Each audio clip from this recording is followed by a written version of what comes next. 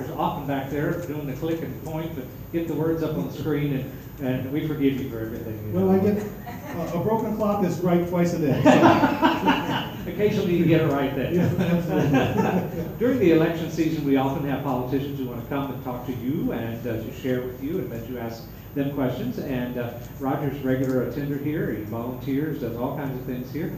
But also, Roger, you are going to run as a write-in candidate this year. Write-in candidate for Maricopa County Sheriff. All right. I didn't know this fairly recently. A write-in candidate means you have to actually register. You don't just write someone's name in. It's not counted. So I'm registered with the county clerk, and so when you write my name in, it will give me a vote. All right. So tell us a little bit about your background. I know you weren't born just yesterday. No, I was, my whole entire adult life, I've lived in Arizona. I went to Paradise Valley High School, Arizona State University, and then I joined the military, and was in active duty in the Marine as a naval flight officer. And then I transitioned to the Navy Reserves, and I spent 5 years with NIS, now it's NCIS, as a naval officer, as a lieutenant commander. So it actually began recalled during Desert Storm 1 in 1990-91, and did NIS cases in California.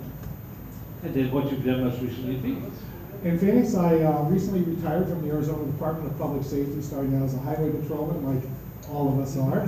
4.5 years of that, and then went through numerous federal task force, did money laundering, organized crime investigations with Customs at the time, now it's with ICE, and prescription fraud investigations with DEA.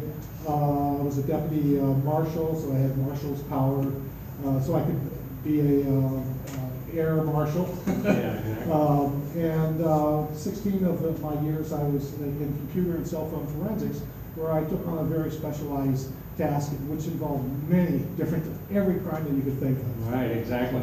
So you've got a little background going into this. Absolutely. That's what we're saying, yeah. So what's your goals? What are you thinking focusing going forward? I'm not so naive to think that a write-in candidate will beat the almighty powerful incumbent or the secondary person, but there's always a chance. I mean, everyone's bought a Powerball ticket, haven't you? So there's a chance of that, but I have 2020 in mind. So in 2020 will be the next election, and it depends on whether I see a void in the system that needs to be filled, or whether I would run at that time additionally. So I'm giving my try now, get my name out there, to get some ideas, philosophies, practice, dress rehearsal, and I'll go from there. Sounds great. You talked for service about getting the police department and the community acting as one. Can you talk a little bit about that? That would be one of my primary goals, is to actually develop a strong, verifiable alliance between the general public and law enforcement. And hopefully other law enforcement agencies will copy my model. But that's the only way, when we work together, you'll get the best results. We'll define, there are so many laws on the books, we can't enforce every single law, and I don't think we want to enforce every single law, but we will stick to the basics, and that's pretty much the 10 Commandments for those Christians out there, and every other religion and non-religion has basically the same moral ethics of what a crime is. Stick to the basics, have the public help you out, and not count how many people you can put in jail, but how many people you kept out of jail. Yeah, exactly. Great.